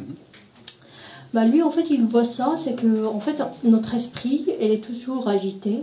Et pour mettre fin à cette agitation, il faut regarder un par un chaque son, en fait, un par un, et mettre fin à ce son-là. Dès qu'on sait, enfin, une fois on sait ce que c'est, on arrivera en fait à mettre fin à ce son, à ce bruit-là. Et petit à petit, on arrivera en fait à créer ce silence, à arriver à ce silence. Parce qu'en fait, ce qu'il dit, c'est qu'on est comme dans une mer agitée, mais de plus en plus on va dans la profondeur, on voit que la mer, elle est plus calme et apaisée. Donc en fait, ce silence ou cette profondeur, elle est déjà en nous. On n'a qu'à chercher un petit peu, comment dire, à aller, c'est-à-dire à mettre fin à chaque bruit et accéder à ce silence-là. Vous avez parlé en fait de la dhikr, oui. C'est bien ça? Oui. Comment, en parlant, en fait, en faisant des invocations, on peut arriver à la profondeur. Alors, en fait, on reste juste attaché à la parole de ce qu'on dit, en fait. On n'est pas dans la profondeur, on est dans la réflexion, dans l'intellectualisation. Peut-être, oui, il y a un ressenti, certes, mais on n'est pas dans la profondeur de soi. Il y a quelque chose d'extérieur de nous, en fait. Alors, le dhikr en islam, c'est quelque chose qui a de très nombreux degrés. Le fait de rentrer chez soi, de dire une invocation, le fait de sortir de chez soi, dire une invocation, le fait de dire une invocation avant de manger, de dire Bismillah ar-Rahman ar-Rahim, de dire Alhamdulillah après avoir mangé, c'est aussi du dhikr. Ce sont des invocations du quotidien, mais c'est aussi une forme de dhikr, c'est une forme de rappel. Il y a donc des formules sacrées que l'on va répéter. Bon, par exemple, La ilaha illallah, on va la répéter un certain nombre de fois. Alors bien sûr, au début, c'est par la langue. Mais le but n'est pas le dhikr de la langue. Le but est le dhikr du cœur. C'est-à-dire que cette répétition de la formule sacrée est un support de concentration pour que le cœur découvre ce que c'est que cette présence divine dans la formule sacrée. Puisque vous faites référence à Arnaud Desjardins, qui effectivement connaît bien l'hindouisme, mais qui connaît aussi les autres traditions. Il a fait des très beaux films sur les soufis d'Afghanistan, par exemple. Il sait très bien qu'il y a donc un approfondissement de la formule sacrée qui ensuite passe au cœur. Alors, ça ne se fait pas tout de suite, et ça ne se fait pas en quelques semaines. C'est un long cheminement, mais le cœur finit par s'éveiller et s'approprier cette formule, si bien que on passe après à un autre degré. Et c'est la même chose aussi dans l'hindouisme, dans ce qu'ils appellent le mantra. Le mantra, c'est une formule à répéter aussi, mais d'une certaine façon et avec un certain rythme, avec tout un enseignement qui est transmis donc par le maître. Et en islam, donc c'est la même chose, mais c'est évidemment avec les formules du Coran, avec des noms divins aussi. Al-Ghazali lui-même, en fait, quand il a découvert son besoin spirituel et qu'il a compris qu'il ne pouvait plus rester donc à Bagdad, il a quitté donc ses fonctions à Bagdad et il a rencontré un maître spirituel qui lui a transmis un dhikr et qui lui a donné le détail de ce qui allait se passer. Il dit au début, tu vas invoquer par la langue. Et ensuite, tu vas sentir que ton cœur participe à cette invocation. Et dans une troisième étape, tu vas te rendre compte que la langue n'a plus besoin de prononcer. Le cœur est imprégné par la présence de l'invoqué. Parce que qu'est-ce que l'invocation en fait? C'est le fait d'être en présence avec l'invoqué, celui qui est invoqué, donc ici avec Dieu. Et c'est vrai, dans toutes les traditions, toutes les religions sont venues pour apporter, bien sûr, des règles de vie, mais aussi une voie spirituelle de réalisation intérieure.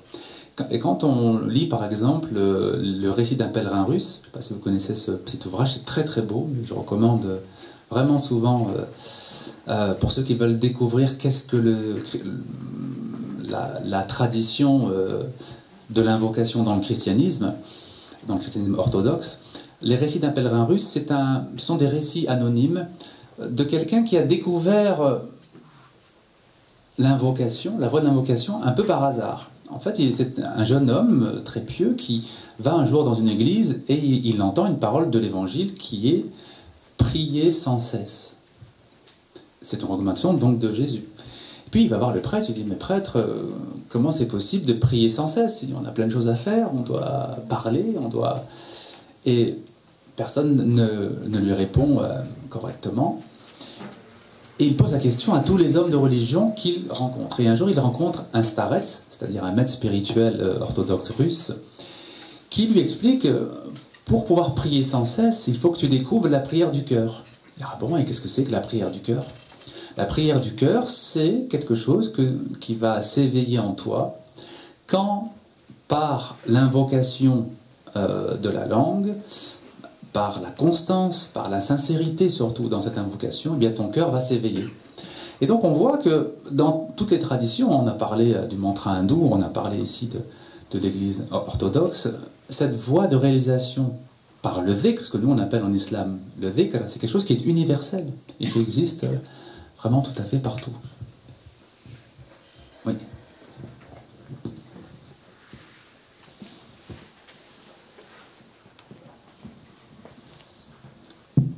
Salam alaikum. Je vous remercie pour votre conférence. Je repars avec vraiment des belles pépites. Il y a certains aspects de votre conférence en fait, qui m'ont beaucoup interrogée. J'aimerais continuer le dialogue sur un aspect. Quand vous avez rappelé en fait, un des hadiths avec l'exemple d'Abou Bakr, quand vous avez dit la confrontation entre deux personnes, les deux perdent.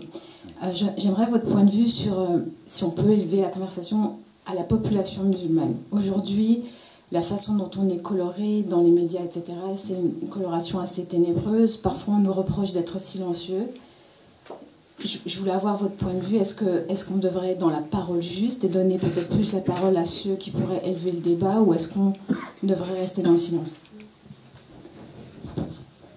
Alors, vous aurez remarqué que quand je parle d'un aspect spirituel de l'islam, j'en parle toujours du point de vue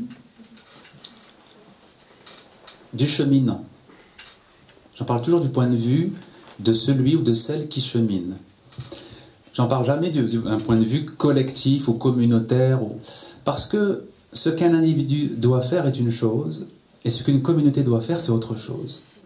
On n'est plus du tout dans le même domaine.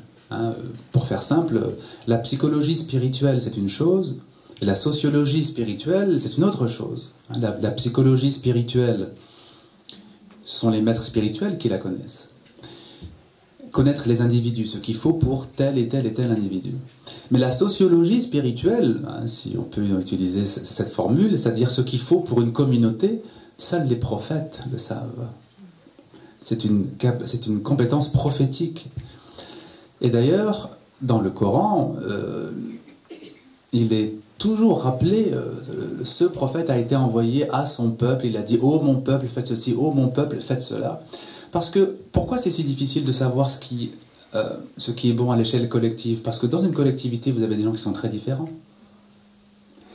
Et si vous dites à un groupe, ne serait-ce qu'ici, je ne sais pas combien nous sommes ici, peut-être 70, hein, c'est ça, si je vous dis, vous devez faire ceci, ben, ce sera bon peut-être pour certains, mais pas pour d'autres, parce que vous êtes différents. Autrement dit, je ne dis pas que c'est impossible d'en parler, mais je dis que c'est un héritage prophétique. C'est un héritage prophétique. C'est un héritage muhammadi, disons, de dire, voilà, la communauté devrait faire ci, la communauté devrait faire ça.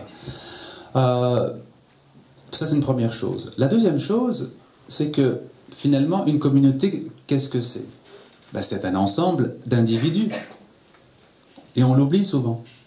On oublie qu'une communauté, c'est pas une entité qui existe indépendamment des individus qui la composent, n'est-ce pas? Bon. Vous avez des gens qui, par exemple, disent ah oui, mais moi, je sacrifie l'intérêt de la collectivité aux intérêts des personnes. Ça n'a aucun sens. Ça n'a vraiment aucun sens. Parce que si on sacrifie les personnes, on sacrifie la collectivité qui n'est qu'un ensemble de personnes. Bon. Autrement dit, si on s'occupe des personnes, on fera du bien à la collectivité. Mais si on s'occupe de la collectivité en oubliant les personnes, ce ne sera pas vrai. On fera du bien ni aux personnes, puisqu'on les a oubliées, et qu'on part du principe que ce n'est pas eux qui comptent, c'est le groupe qui compte. Mais le groupe, c'est quoi? Voilà. Non, moi je crois qu'il faut responsabiliser chacun. Que chacun apprenne à sentir ce qu'il doit faire. Vous parliez de l'image de l'islam dans les médias. Certains doivent parler. Beaucoup doivent se taire. mais ça c'est à chacun de sentir que, effectivement, là, en toute sérénité, sans ambition égocentrique, sans vouloir briller sur les plateaux, je sens que je peux apporter quelque chose. À ce moment-là, là, c'est très bien. Mais personne ne peut le décréter. C'est pour ça qu'il faut rappeler, toujours insister, qu'il est nécessaire d'apprendre à se connaître soi-même. C'est une nécessité absolue.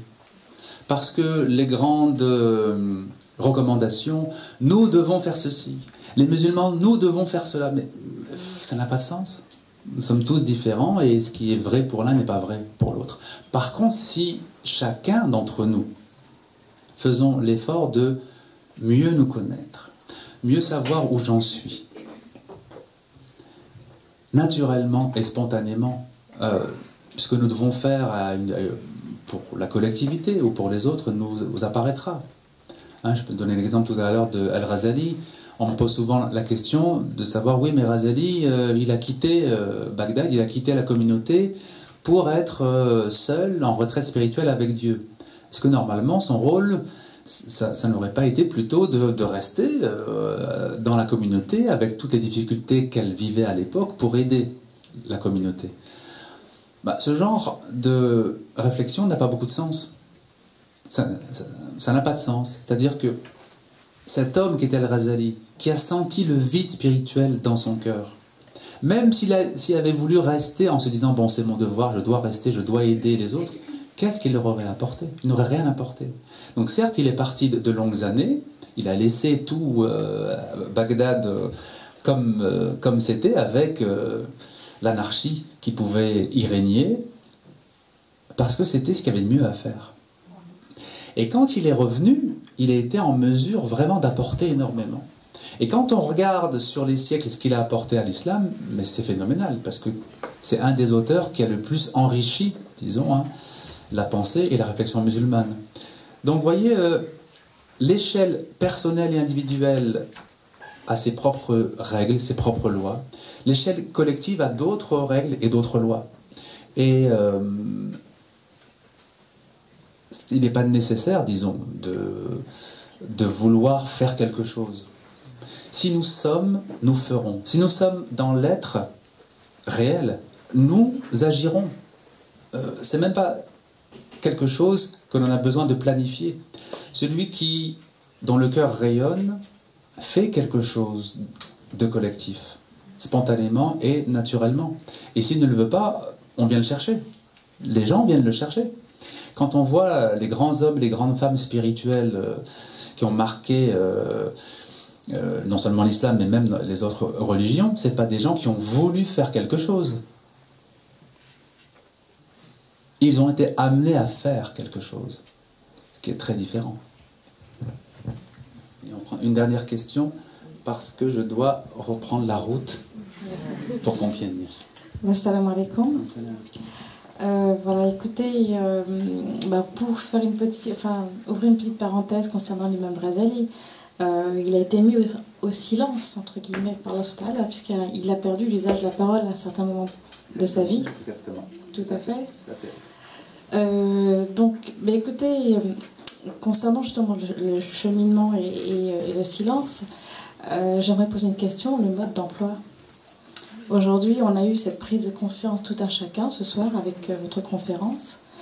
Et comment, justement, en arriver à ce silence du cœur, de la langue? Et quelles sont les étapes? Comment commencer? Est-ce qu'il faut commencer seul? Est-ce qu'il faut être entouré? Enfin, quelles sont les étapes dans ce cheminement? Écoutez, c'est une belle question pour une dernière question, parce que ça conclut bien, Moi, je crois que, comme je l'ai dit pour la question qui m'avait été posée, il y a vraiment un parallèle entre le fait d'apprendre à maîtriser, diminuer les paroles qui ne sont pas utiles ou qui n'ont pas vraiment une raison d'être, et le fait de ménager du temps dans sa journée pour l'adoration, pour le recueillement. C'est vraiment une nécessité. Après, la forme, elle peut être personnelle, elle peut être effectivement par un rattachement à un enseignement spirituel, mais ça, c'est quelque chose qui va se confirmer quand on aura commencé à faire les premiers pas. Si chaque matin et chaque soir, vous prenez ne serait-ce que 10 minutes, un quart d'heure, pour faire ce que le Coran demande,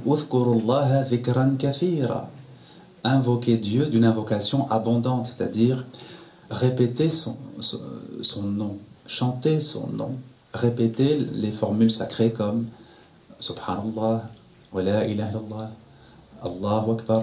Toutes ces formules donc, qui sont connues sont possibles pour quelqu'un qui débute son cheminement ou qui ne connaît pas du tout ce que peut être un cheminement. Simplement le fait de le faire un peu chaque matin et chaque soir.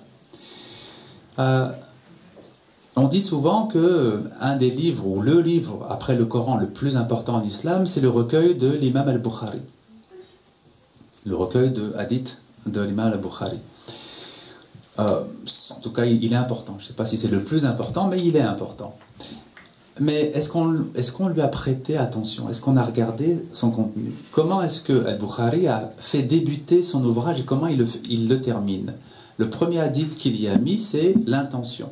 Les actes ne valent que par les intentions. Et quel est le dernier hadith qu'il a placé? Il l'a placé sans aucune logique en plus au niveau de sa table des matières. On voit qu'il a vraiment voulu le mettre là pour que ce soit le dernier hadith que le lecteur lise. C'est le hadith où il est dit « Il y a deux paroles qui sont légères sur la langue et très aimées par le tout miséricordieux. Subhanallah wa bihamdihi, subhanallah al-azim. » C'est donc gloire à Dieu et louange à lui. Pourquoi est-ce qu'il a voulu finir par cela? Pour que normalement le lecteur sérieux, celui qui lit les hadiths de manière sérieuse, qui lit Sahih al-Bukhari sérieusement, comprenne une chose. C'est que le cheminement spirituel, c'est la purification de l'intention. Mes intentions. Pourquoi je fais une chose? Pourquoi puisqu'on parle du silence et de la parole, pourquoi je parle? Est-ce que mon intention est noble ou vile? Donc, primauté de l'intention. Et ensuite, il termine par le dhikr. Donc, il aurait pu mettre d'autres hadiths sur le dhikr. Mais c'est vrai que ce dhikr, subhanallah wa bihamdihi, subhanallah al-azim, c'est un dhikr que le prophète aimait beaucoup. Il aimait beaucoup le réciter la nuit, et on a des témoignages de compagnons qui disaient qu'ils l'entendaient pendant plusieurs heures la nuit, répéter subhanallah wa bihamdihi, subhanallah al-azim. Alors, tout le soufisme est là. Tout le soufisme, il est dans la façon dont Bukhari a commencé son recueil, a fini son recueil. La purification du cœur et de l'intention. La pratique du dhikr. Donc si on fait cela au quotidien, si on fait son effort, même minime, même 10 minutes, progressivement, quelque chose va apparaître dans notre cœur et notre cheminement va s'éclairer. Et certains voudront se rattacher à un enseignement spirituel, se rattacher donc à une voie spirituelle. D'autres continueront pendant quelques années à cheminer seuls. Ça, c'est vraiment quelque chose. Mais il faut commencer à mettre un pied devant l'autre. Si on ne le fait pas, si on ne fait rien et si on attend, bien on sera toujours dans cette difficulté intérieure. Parce que de la même façon que si je me nourris pas ou si je me nourris très peu, je ne peux qu'être carencé physiquement. Je peux que avoir des difficultés de santé du fait des carences en telles vitamines, en tels minéraux. Ça, c'est le corps. Mais notre intérieur aussi, ce qui est immatériel en nous aussi peut être carencé. Et nous sommes tous des carencés spirituels. Hein. Tous. Nous sommes tous des carencés spirituels aujourd'hui dans le monde dans lequel nous vivons. Nous manquons cruellement d'instants spirituels, de moments spirituels. Nous manquons cruellement de communion, comme vous le disiez, d'instants de contact avec le divin, de contact avec notre Créateur. On en manque cruellement. Donc voilà, moi je crois que c'est votre décision personnelle hein, maintenant, hein, mais je crois que c'est vraiment une étape qui change une vie. Quand on se dit, bon, je prends 10 minutes le matin, 10 minutes le soir, pour sortir des préoccupations de ma journée, de mon travail, de ma famille, pour me consacrer à cette vie spirituelle qui me manque tant. Ça peut être le début d'un cheminement qui ensuite sera plein de découvertes. Et comme disait Cheikh Ad-Darqawi, Qul Allah tara ajaban. Dis Dieu et tu verras merveille.